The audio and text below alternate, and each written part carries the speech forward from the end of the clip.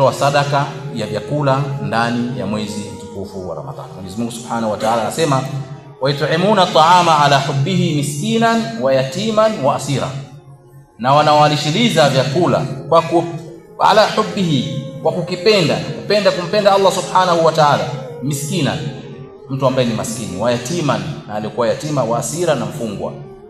Inama nut'imukum liwajhi Allah, na wanasema hakika tunalisha chakula hichi kwa ajili ya kutafuta radhi za Allah Subhanahu wa Ta'ala. La nuridu minkum jazaan wala shukura, hatutarajii kutoka kwenu malipo wala shukrani, tunatoa kwa ajili ya kumridhisha Allah Subhanahu wa Ta'ala.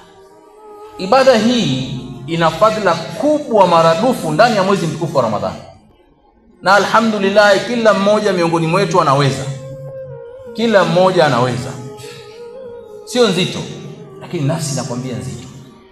Uwezekano mkubwa upo, kila mtu ana akiba yake ya vyakula nyumbani, lakini ule ubinafsi unasema mimi na watu wangu itanitosha kwa muda wa siku 15, bila kuelewa kwamba angetoa kama ni debe moja,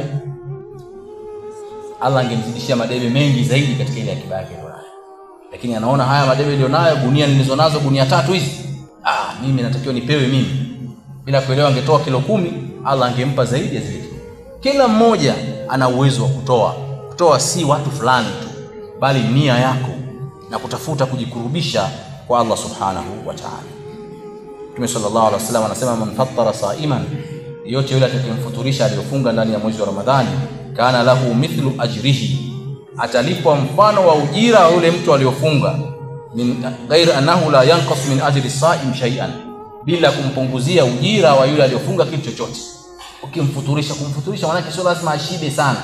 Ukifungua kinywa chake baada ya kuwa amefunga, ikawa wewe ndio sababu ya iftari yake, thawabu zake zote anazolipwa unalipwa na wewe kama alizolipwa yeye bila kupunguzia. Hizi ni fadhila kubwa.